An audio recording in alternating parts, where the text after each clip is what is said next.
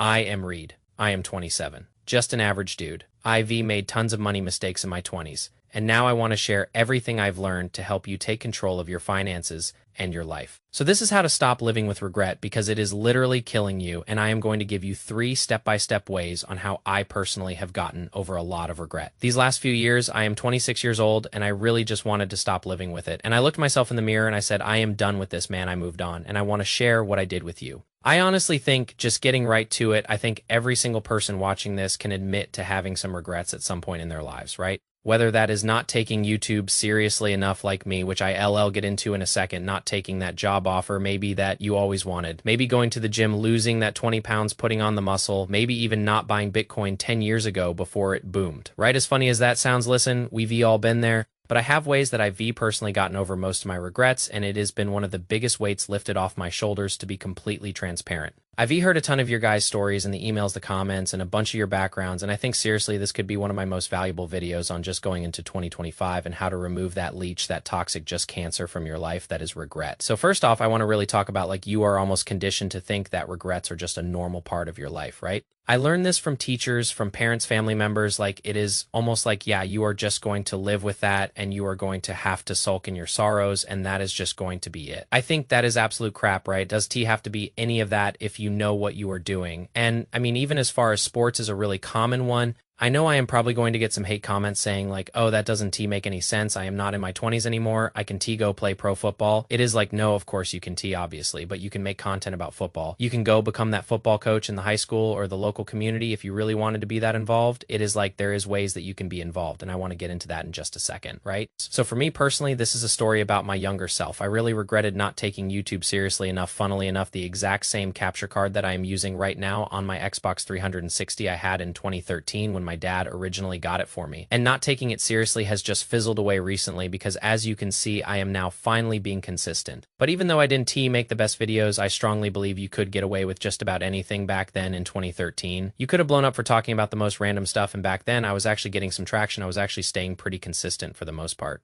But then my grades and everything just started falling off a cliff. I mean, just crashing, and my dad had taken away the internet connection because of the marks, and he is like, dude, you are not doing anything until you get your marks back up. This is ridiculous. So him and I fought for so many years on this, and just up until recently, believe it or not, in the last few years, I always held a mini grudge, just thinking in the back of my mind, what if I took some of that more seriously and just found a way with like a hotspot or going to a friend's house to upload videos, and always thinking like, there is not really, much I could have changed in that moment, but just literally what if, right? And I mean, it is just funny, always that mini grudge that I was always holding, and, the quotes, I guess we'll never know. And then of course, fast forward from even 2013 to 2023, then last year, look at the creator economy, look at how much it has boomed. We always talk about it at dinners and stuff. It is like, man, I kind of apologize to you, son, who would have known like this would have happened. I just was looking out for your best interest and all this kind of stuff. And that was very true. So I just literally, like I said, recently got over this, but I am going to tell you obviously what I am doing now. To move past all of this, here is the thing about regret that nobody really tells you. Regret is not just an emotion. It is a physical weight that sits on your chest every single day. I have felt it. I know what it feels like to lie in bed at night and think about all the things you could have done differently. It keeps you up, it drains your energy, and it makes you feel like you are already behind in life before the day even starts. And the worst part is society tells you that this is normal. They say, oh, everyone has regrets, just learn to live with it. But I am here to tell you that is a lie. You do not have to live with it. You can actually get rid of it for good, but you have to be willing to do the work. Let me give you another example from my own life. When I was 22, I was working a job that I absolutely hated. I mean, I dreaded waking up every single morning. I would sit in my car in the parking lot for an extra 10 minutes just trying to mentally prepare myself to walk into that building. And I knew deep down that I wanted to start something of my own. I wanted to build a business. I wanted to create content. I wanted to take control of my life. But I was scared. I was scared of failing. I was scared of what people would think. I was scared of leaving the security of a steady paycheck, even though that paycheck was barely keeping me afloat. So I stayed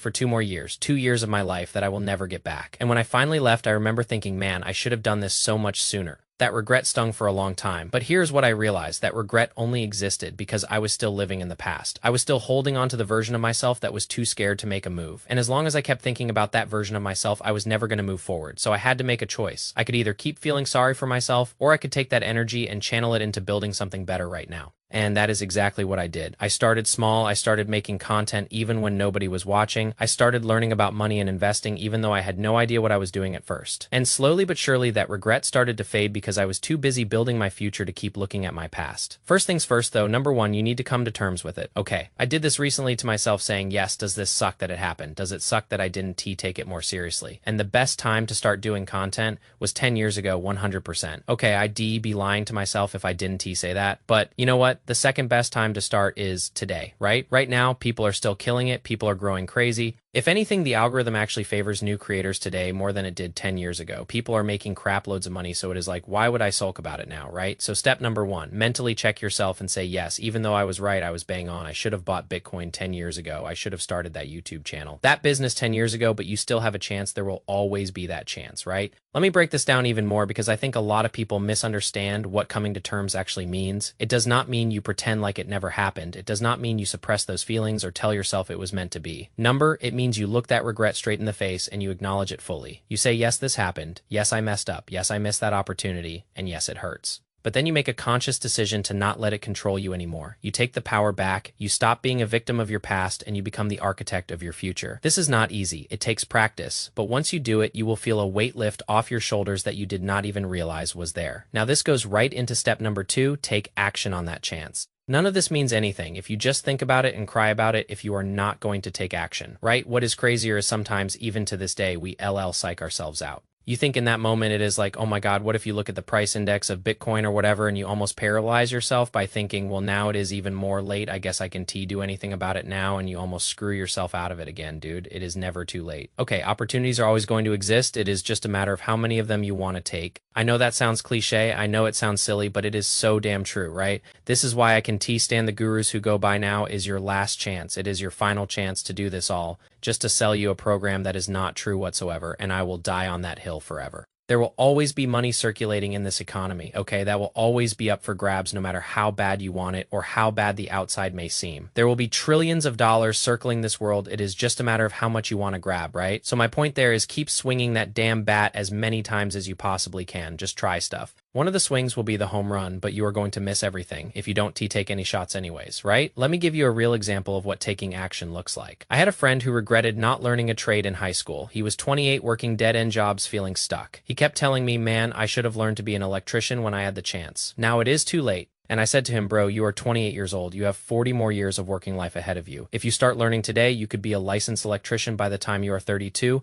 That is 4 years. Those 4 years are going to pass anyway, whether you learn the trade or not, so why not be an electrician at 32? Instead of still working dead-end jobs at 32. He actually listened. He started taking night classes while working his regular job. It was hard, he was tired, he had no social life for a while, but 3 years later he got his license and now he makes triple what he was making before. He told me recently that learning that trade was the best decision he ever made and he wished he had done it sooner. But here's the key. He did it. He did not just sit around regretting it. He acted, and obviously take everything with a grain of salt. Don Tigo blowing your life savings. You know, Don Tigo investing 100% of your funds to have no emergency fund. Don T, be stupid. Especially if you got kids or other responsibilities. It is like, you know, be careful, but do go start investing a portion of your paycheck. Now, go start that business that isn't really cost intensive. Don T, invest tens of thousands, maybe invest a couple $100 or $1,000, set yourself a budget and set up your domains or set up your website or your client outreach and see how many clients you can pick off. Or literally whip out your phone and just start making content, start making YouTube videos. Who gives a crap, right? Nobody's going to care if it is perfect.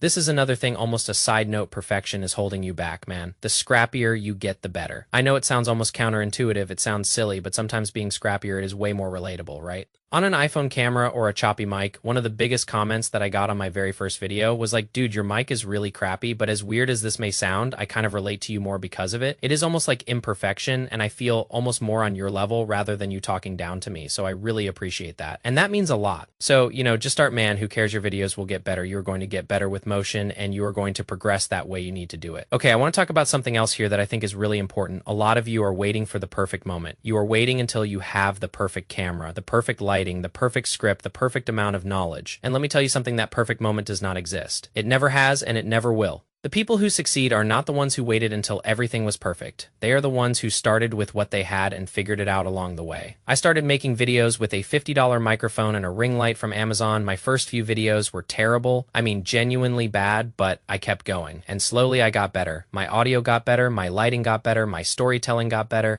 But none of that would have happened if I had waited for the perfect setup. You have to start somewhere, and that somewhere is usually messy and imperfect, and that is completely okay. Side note on this, actually my next 2 upcoming videos will be business related, and these will be businesses to start that I would do if I had to start from scratch from $0 right now. These would be the things that I would take advantage of in today's day and age. So subscribe for those, keep an eye out. It is going to be happening in the next couple of days. And that kind of just goes right into number 3, keep up with your word. Make some type of consistent schedule at this stage until you are like really rolling. You need to get as far away as humanly possible from that little stupid voice in your head telling you to stop or saying, hey man, you know it is going to happen again. You are just going to fall off. It is not worth it. You don't need to start this. You may as well just stop right now. Screw that voice. Okay, get it out of your head. It is a cancer. You need to get as far away from it as you possibly can. When I first started being consistent with uploading, I had this voice in the back of my head constantly telling me that it didn't matter. Nobody was watching. So what was the point? Why spend hours editing a video that maybe 10 people would see? That voice was loud, it was convincing, and honestly, it took me a while to learn how to ignore it. But here's what I did. I made a promise to myself. I said, Reed, no matter what, you are going to post 1 video every single week for the next 6 months. No excuses, no skipping. Even if the video is bad, even if nobody watches it, you are going to post it. And I did. There were weeks where I was exhausted after work, and the last thing I wanted to do was sit down and edit a video, but I did it anyway.